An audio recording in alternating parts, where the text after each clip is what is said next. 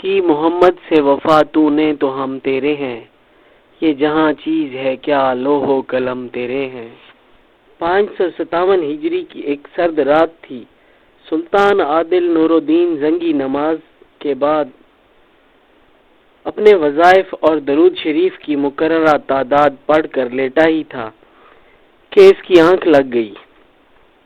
خواب میں دیکھا کہ جانے دو عالم صلی اللہ علیہ وسلم تشریف لائے ہیں اور سرخ و سفید رنگ کے دو آدمیوں کی طرف اشارہ کر کے فرماتے ہیں، نور الدین ان دونوں نے مجھے ستانے پر کمر باندھ رکھی ہے، مجھے ان دونوں کے شر سے بچا۔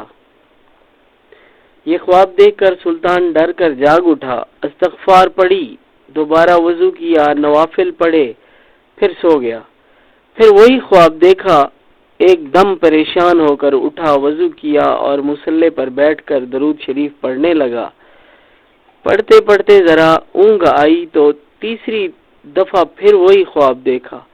اب تو سلطان کی نیند اڑ گئی، سوچنے لگا ضرور کوئی ایسی بات ہے جس کے لیے جانے دو عالم صلی اللہ علیہ وسلم خاص طور پر حکم دے رہے ہیں کہ ان آدمیوں کو اچھی طرح پہچان لو اور ان کے شر کا تدارک کرو۔ فوراً اپنے وزیر جلال الدین موصلی کو بلایا۔ وہ ایک درویش صفت صالح اور دانا انسان تھا۔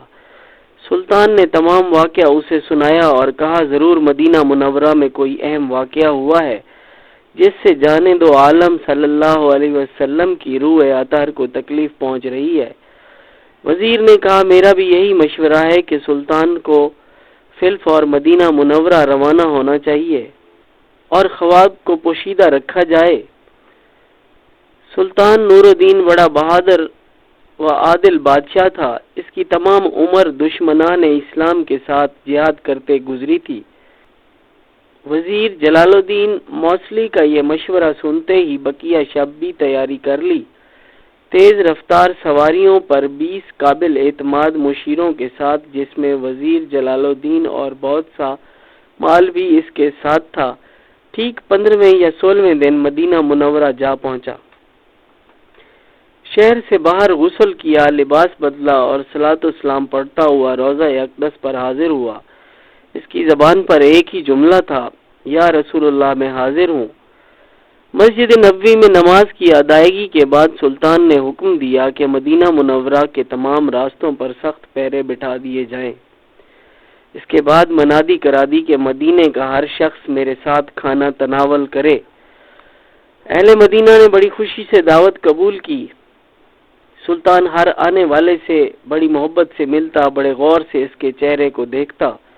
سب لوگ دعوت کھا کر رخصت ہو گئے، لیکن وہ سرخ و سفید آدمی نظر نہ آئے جن کی طرف جانے دو عالم صلی اللہ علیہ وسلم نے اشارہ کیا تھا۔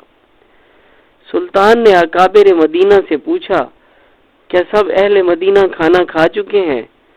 انہوں نے کہا جی ہاں۔ سلطان نے کہا اچھی طرح غور کر کے بتاؤ کوئی شخص دعوت میں آنے سے رہ تو نہیں گیا؟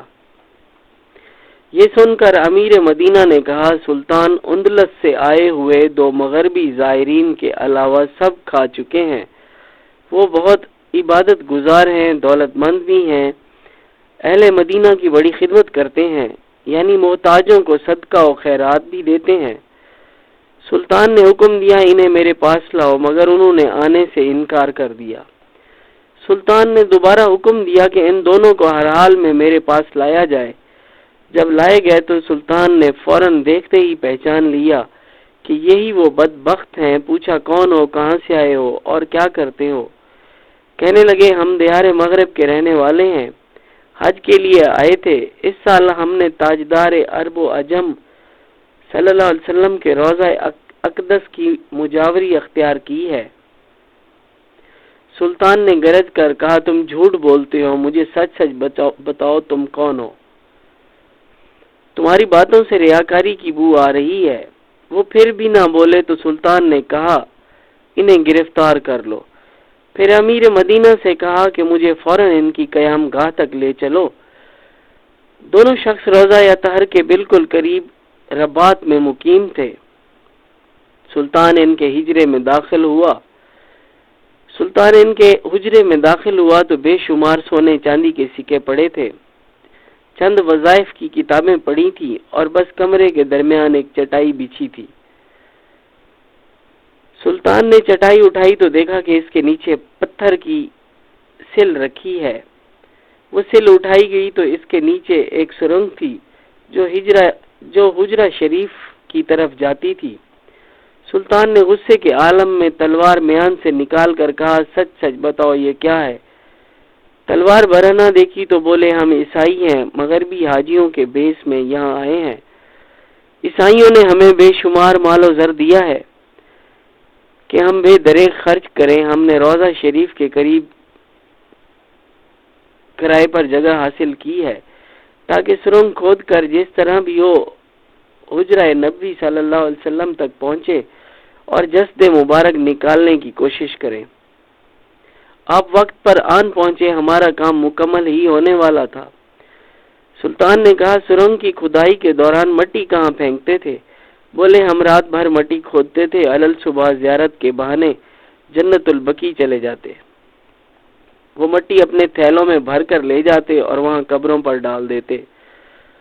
اسی طرح کرتے رہے اور آج رات حجرہ شریف کے قریب پہنچ گئے تو آسمان میں گرج پیدا ہوئی، اس قدر بجلی چمکی اور ایسا زلزلہ عظیم پیدا ہوا کہ زمین ہلنے لگی۔ یوں محسوس ہوا کہ پہاڑ جڑ سے اکھڑ گئے ہیں۔ اسی رات کی صبح آپ یہاں آ گئے، اب ہم آپ کے سامنے ہیں۔ سلطان نے ان کا اعتراف جرم سنتے ہی تلوار سے دونوں کا سر تن سے جدا کر دیا۔ اب اس کے دل کا بوجھ ہلکا ہو گیا تھا۔ وہ دیوانہ وار روضہ اطہر پر حاضر ہوا اور روتے روتے عرض کیا، یا رسول اللہ، آپ کا کس قدر کرم ہے کہ آپ صلی اللہ علیہ وسلم نے روئے زمین کے تمام بادشاہوں میں سے اس اہم کام کے لیے میرا انتخاب فرمایا۔ اس حاضری کے بعد سلطان نے حکم دیا کہ حجرہ شریف کے ارد گرد پانی کی تہہ تک ایک بڑی خندق کھودی جائے۔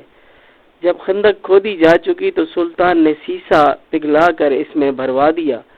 یوں حجرہ شریف کے چاروں طرف سیسا پلائی ہوئی دیواریں کھڑی ہو گئیں جو الحمدللہ آج تک قائم ہیں اور ہمیشہ رہیں گی۔